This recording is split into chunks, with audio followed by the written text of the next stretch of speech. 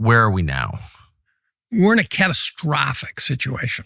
Catastrophe seems strong. Yeah. Well, I think you can make arguments the economy has a lot of problems. And there's a paradoxical problem with the economy, and that is you can go up to any 7-Eleven and they can't hire. There's help wanted ads. So it looks like an economy burning hot. But if you look at the high end, there's layoffs going everywhere. So there's foreshadowing of real trouble coming. So college graduates, even Ivy League graduates, humanities graduates, not engineers or chemists, but the business guy or whatever, they're having trouble getting jobs. The kind that they're trained for, certainly. Yeah, but there's just, I know a bunch of them, but you see it in the numbers. Educated 22-year-olds are having trouble getting jobs, but 7-Eleven can't hire. Right. So what is that? Well, so this is a normal sort of, it's a distorted version of I think a recession coming or we're in. Now, where it gets complicated is if you don't believe the inflation numbers, which I don't, and you've got Chapwood Index and shadow stats that give inflation numbers that are probably on average 6 or 7% higher than the official numbers. The official numbers are corrupted. And I don't want to go into it because it's technical, but the CPI is stupid. The CPI is crap. Yeah, right. I agree with that. Now, here's the problem. If the economy's been growing 2.5% and the inflation numbers are underestimated by 4, means we've been in a recession the whole way. Yeah, moving backwards. We're moving backward. And you say, well, that can't happen. The recessions last, 2 quarters or whatever. And I go, no, the British Empire was in a recession for a century, right? They just shrunk and shrunk and shrunk. And so no, you can be in a slow decline. But that's not that's not the catastrophe. Recession means decline. Yeah. Actually, I think it's a stupid word because I agree. It's like, you play golf? No. Well, if you play golf and you go down into the sand trap, according to the definition of a recession, once you start climbing out, you're out. You ask a golfer if he's out of the sand trap because he's on the upslope of the trap, he's not. No. So the fact that your economy is now growing again, if it's coming out of a hole, as far as I'm concerned, you're not out until you've gotten past that previous period. So you're at par. Yeah, so you're at par, right. Now, that's not the catastrophe because they happen all the time, and we've been able to either cover them or fake them or prevent them through very bad monetary policy. Right. So. And what's bad? Pumping the stock market is just stupid.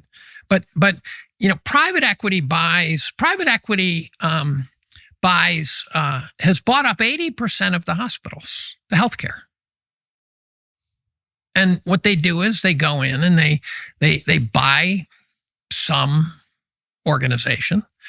They strip it of its assets. They load it with debt. They pay themselves huge fees and bonuses.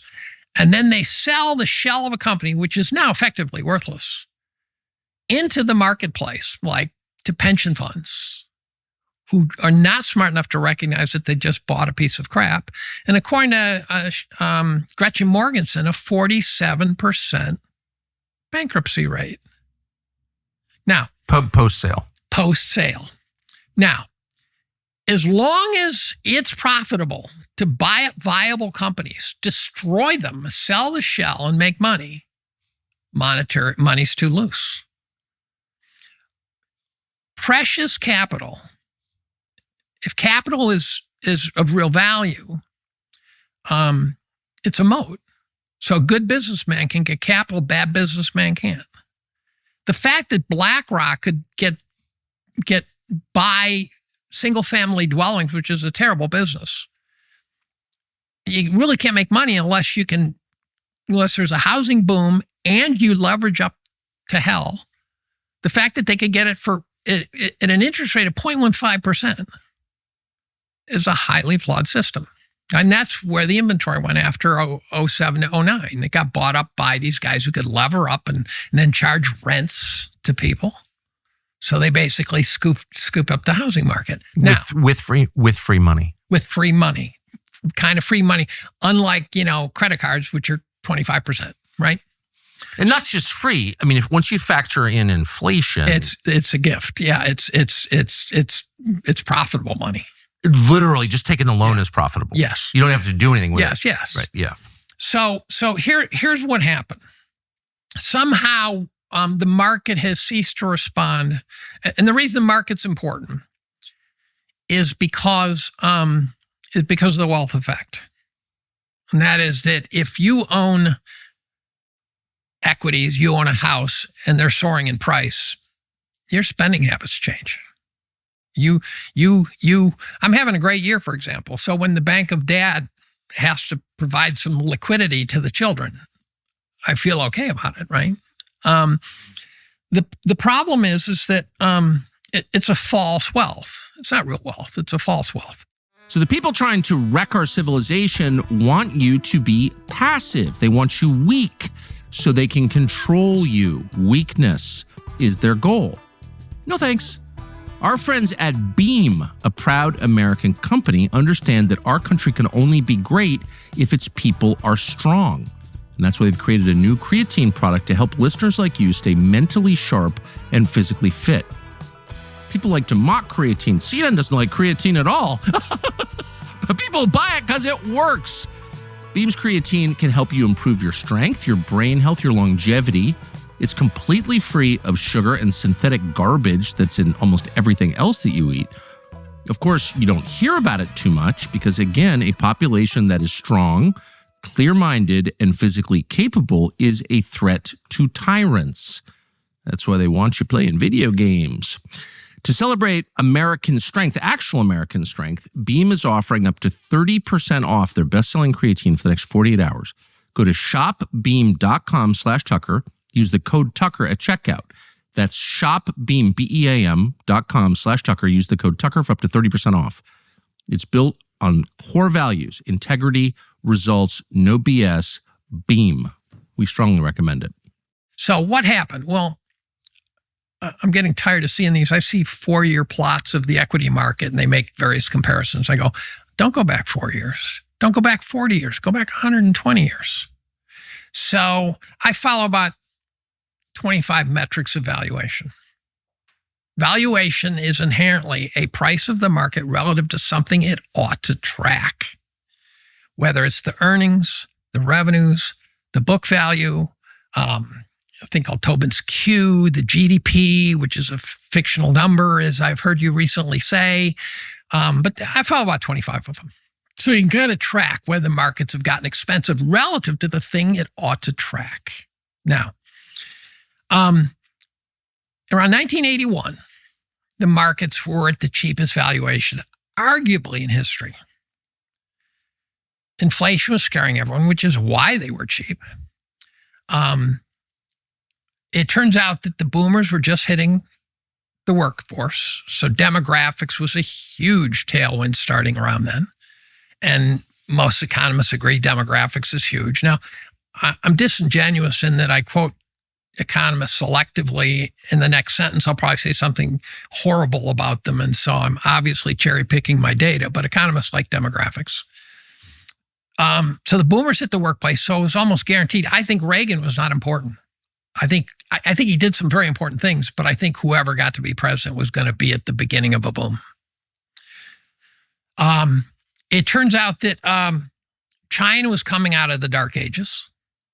They started selling labor at slave wages. They were so desperate for capital when they sent their leader, don't make me pronounce his name, to the United Nations when he first started opening up. Was it Deng Xiaoping? Yes. And they had to scrounge to get the money to send him. I mean, they really didn't have any foreign capital. And so I remember when China said, we're going to let our workers keep some of their profits. And it's like, whoa.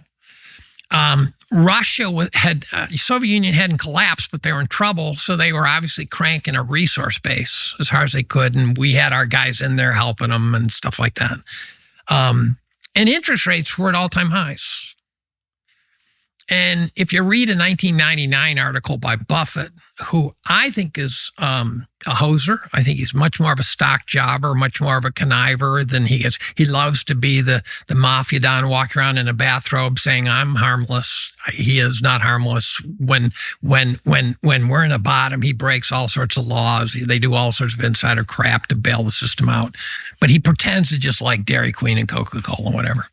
He wrote an article in 99 that said, you want to understand secular, big, long, bull versus bear markets, it's all interest rates. He said, it's not GDP. He said, from 67 to 81, everything sucked. It treaded water, not accounting for inflation, and the markets dropped 75% accounting for inflation. So it was a horrible period. He said, the GDP grew faster during that period than from 81 to 99. But interest rates from 67 to 81 went up monotonically. From 81 to 99, they went down. So we started in 81 with interest rates in the high teens. And over the next 40 years, they dropped to zero. That is absolutely the story. So when interest rates are dropping, risk assets go up. Yep. Because they're competing against and as they get cheaper. So bottom line is that we just enjoyed 40-year recency bias. Can you just explain that principle right there? You said as interest rates drop, risk assets go up. Or you're going to buy shares of a stock that, by the way, has treated you like crap over the previous 14 years, or a bond that pays you 17%. Right? So the bonds become less, the fixed income becomes less and less attractive steadily for 40 years. Now, take the Case-Shiller PE, which is just one of the metrics, but I happen to like it. It's a kind of an averaged price earnings ratio. It also doesn't allow you to cheat because it doesn't use the immediate, and forward PEs are stupid, but Case-Shiller averages, so I like it. If you take the Case-Shiller from 1880 to 1990, it just channels. It's a valuation metric, and it just goes up and down and up and down, and that's what it should do. It responds to things, but it stays in a channel. It's flat. Valuation metrics shouldn't trend. They should trend for a while, but then they should regress to the mean, unless someone can give me an argument why they should trend, and I don't think there is one, and I've tried to find one. And then in 1990, they just kind of started to take off. And the Case-Shiller, so the Case-Shiller PE averaged around 12, 13% for 110 years. Then around 1990, oddly, 1994 in every metric is when things left. I think it was because of a bond problem or something. I haven't been able to quite figure out why. But the valuations went up. Now, here's the problem with valuations going up. And now they're astronomical. So the Case-Shiller PE averaged 13, which meant it was priced to return about 8% a year, right? If you think of it as a gas station and you're paying, 13 to 1 earnings, you're getting about 8%. And it keeps pumping gas every year, you get about 13%. It is now 38. It's way above where it should be. It's a factor of 200%. Now, if you assume it's never going to regress to the mean, now you're accepting, crudely speaking, a 2.5% return, not an 8. Now, if you're okay with 2.5%, that's fine. But by the way, most pensioners, most boomers are not planning on 2.5%. No, they're not. Right. Now, if it regresses to the mean, it's a 70% correction, assuming, if it's fast, assuming nothing else changes. No damage to the economy, all the bad things that happen when you lose 70% off the equity market, which is a questionable assumption.